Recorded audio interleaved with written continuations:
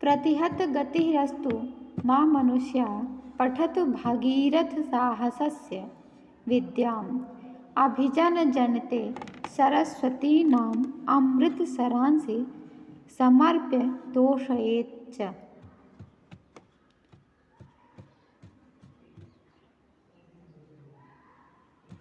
मनुष्य गति मनुष्य की गति प्रतिहत मा अस्तु प्रतिहत न हो। ये किसका कथन है? वाल्मीकि जी कह रहे हैं मनुष्य की गति प्रतिहत ना हो, मतलब रुके ना। ये मनुष्य की जो प्रक्रिया चल रही है, जन्म ले रहे हैं, फिर बढ़ रहे हैं, फिर विद्या ग्रहण कर रहे हैं, फिर अपना कार्य जो भी क्रियाकलाप चल रहा है, यह सब कुछ चलता रहे, इनकी गति रुके ना। मनुष्य की गति प्रतिहत न हो।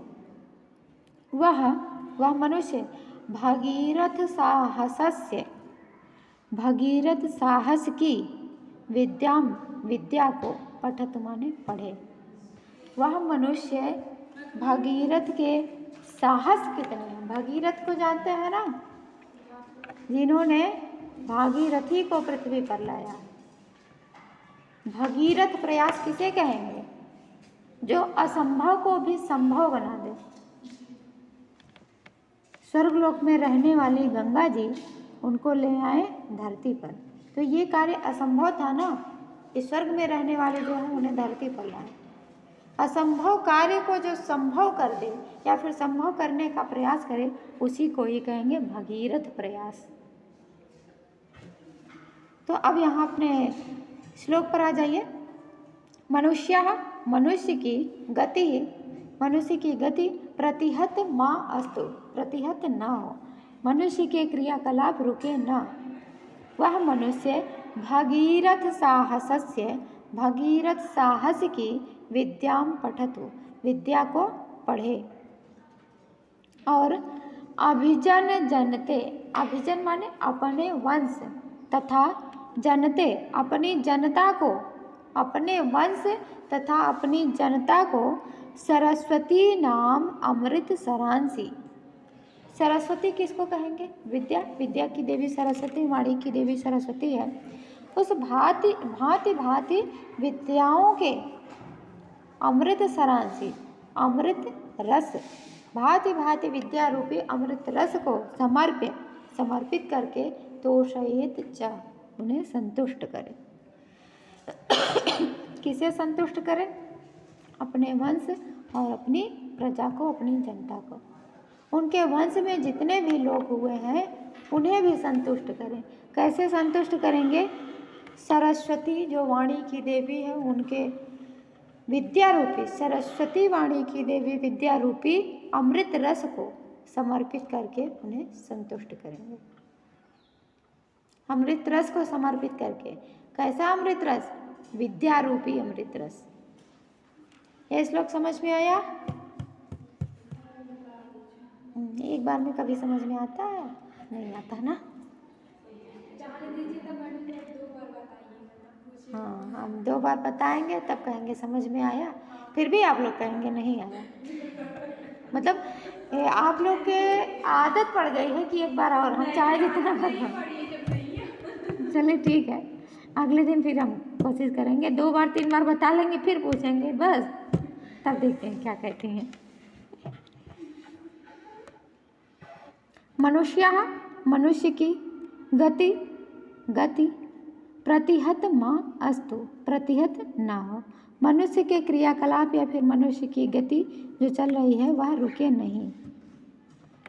वह मनुष्य भगीरथ साहसस्य विद्याम पठतु भगीरथ साहस के विद्या को पढ़ें। भगीरथ ने कितना साहस किया है, उस ज्ञान को, उस साहस को वे लोग जाने, पढ़ें और अभिजन अपने वंश तथा जनते अपनी जनता को, अपने वंश तथा अपनी जनता को सरस्वती नाम अमृत सरांसी विद्या रूपी अमृत रस को समर्पित करके तोषयेत च उन्हें संतुष्ट करे। अपने वंश तथा अपने जनता को विद्या रूपी अमृत रस समर्पित करके उन्हें संतुष्ट करें, उनमें विद्या का दान करें। ठीक है, अभी समझ में आया? आगे चलिए।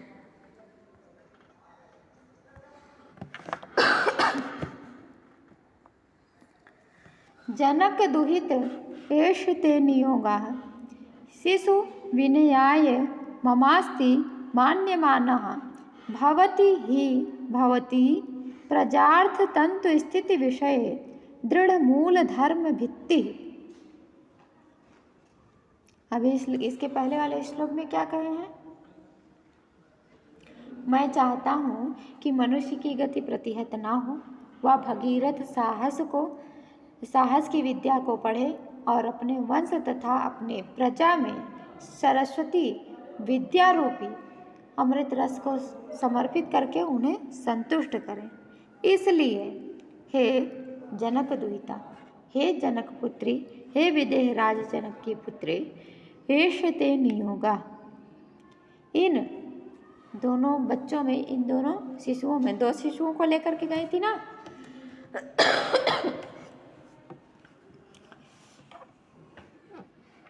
शिशु विनयाय, शिशुओं के विनय के लिए, शिशुओं के शिक्षण कार्य के लिए।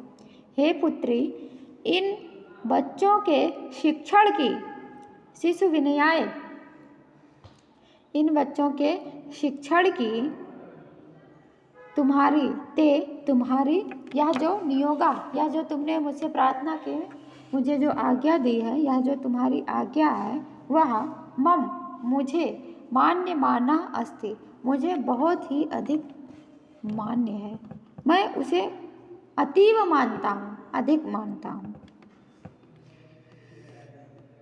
भवती ही भवती, आप ही नहीं है, केवल आप ही नहीं है, प्रजार्थ तंतु स्थिति विषये, प्रजार्थ तंतु स्थिति विषय, प्रजा के अर्थ, उनकी संतुष्टि, उनके मनोरंजन, उन्हें क्या क्या चाहिए क्या नहीं चाहिए, उनके हित के विषय में सोचना केवल आपका काम नहीं है।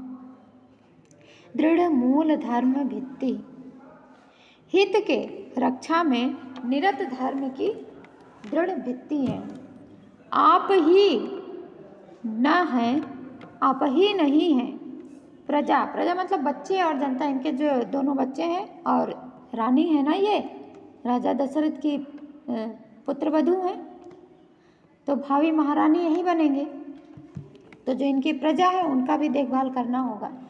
इसलिए अपने बच्चे और अपने जनता के हित की रक्षा में निरत धर्म की दृढ़ भित्ति है आप, कठोर दीवार हैं आप।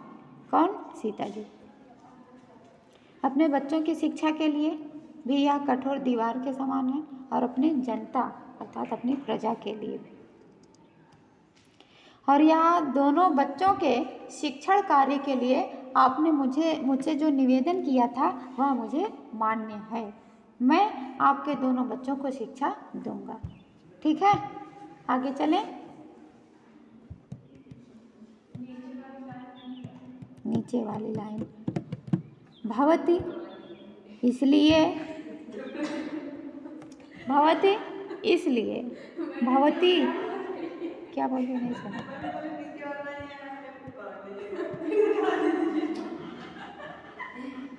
और आप बोलिए आपको कुछ नहीं आया।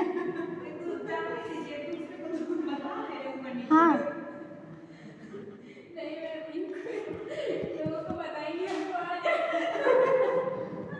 इसको कुछ नहीं आया, एक लाइन इनको बताएंगे, एक लाइन आपको बताएंगे, इनको पूरा आ जाएगा, आप लोग को भी पूरा आ जाएगा।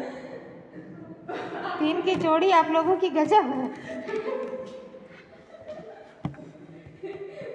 देखिए, भवती इसलिए, जनक दुहिता, हे जनक पुत्री, हे विदेह राज जनक की पुत्री, एष इन दोनों ते शिशु विनयाय, इन दोनों तुम्हारे ये जो दोनों बच्चे हैं, इनको शिशु विनयाय, इन शिशुओं के विनय के लिए, इनमें शिक्षण देने के लिए, इन्हें विनम्र बनाने के लिए मम मुझे मान्यः अस्ति, मुझे अतीव मान्य है।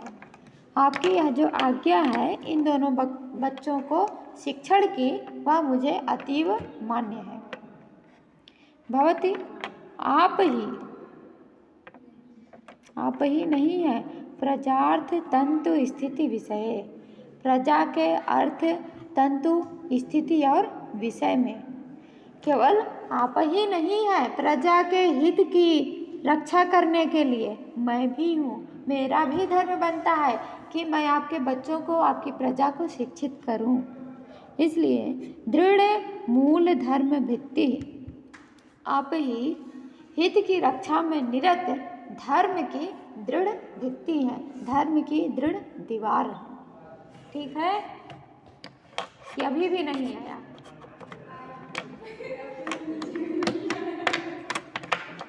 आगे देखिए,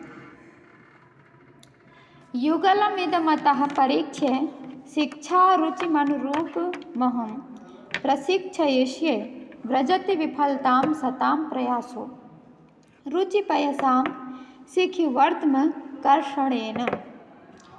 जैसे मान लीजिए आपके घर में कोई बच्चे हों, 8वीं 10वीं क्लास में पढ़ रहे हों, और आप उन्हें साइंस ग्रुप से पढ़ाएंगे कि आर्ट ग्रुप से पढ़ाएंगे, उन्हें क्या बनाएंगे, आपकी क्या इच्छा है कि हमारे बच्चे क्या पढ़ें, क्या बने।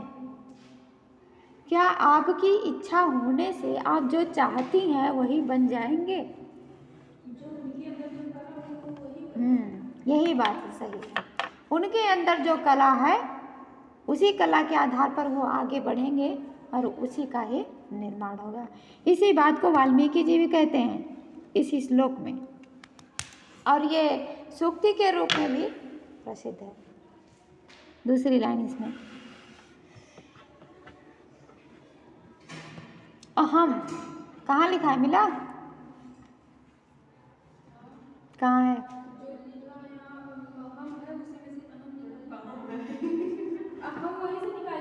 कहाँ है, किस शब्द के बाद है? हाँ, शिक्षा रुचिम अनुरूपम अहम, अहम माने मैं, युगलम इदम, इदम युगलम, इन दोनों को, युगल माने जोड़े, दो जुड़वे हैं ना, मैं इन दोनों को प्रशिक्षयिष्ये, प्रशिक्षित करूँगा, मैं इन दोनों को प्रशिक्षित करूँगा, किंतु शिक्षा रुचिम अनुरूपम परीक्ष्य, कैसी शिक्षा में इनकी रुचि है इसका परीक्षण करके, किस शिक्षा में इनकी रुचि है इसका परीक्षण कर लूँगा, उसके बाद मैं इनको शिक्षित करूँगा कि ये धनुर्विद्या सीखेंगे, कि भाला वाला विद्या सीखेंगे, कि यज्ञ विद्या सीखेंगे, कि ज्योतिष विद्या सीखेंगे। कई विद्याएं हैं ना, तो किस विद्या में इनकी रुचि है उसे मैं अच्छी प्रकार से परीक्षण कर लूँगा, फिर इन्हें सिखाऊंगा। ठीक है, पहली लाइन समझ में आ गई। दूसरी लाइन अब देखिए, दूसरी लाइन सूक्ति है, क्योंकि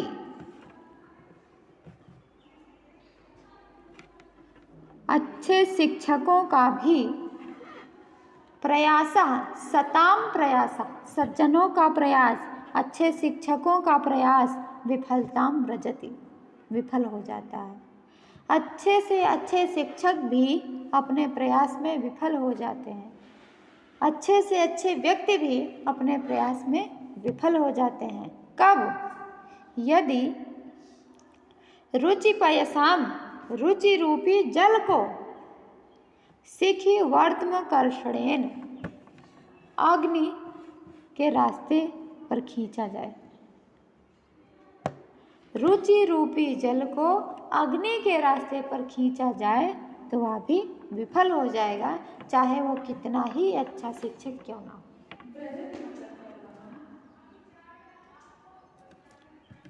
व्रज धातु है जाने के अर्थ में, किंतु यहाँ पर इसका अर्थ है हो जाता है, विफल हो जाता है, उसका प्रयास विफल हो जाए।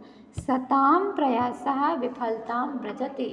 सज्जनों का, अच्छे शिक्षकों का प्रयास भी विफल हो जाता है यदि वह शिक्षक, वह सज्जन रुचि रूपी जल को अग्नि रूपी, अग्नि के मार्ग पर खींच कर ले जाए।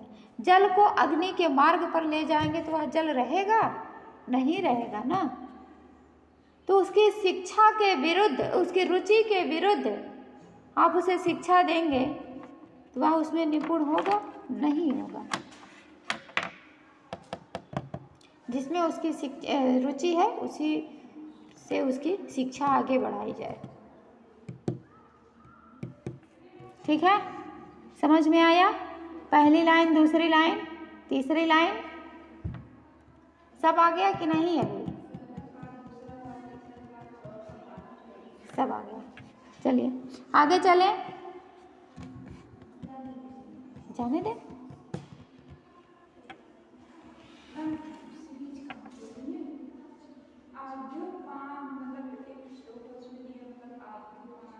आद्योपांत मतलब आदि से अंत तक, शुरू से अंत तक।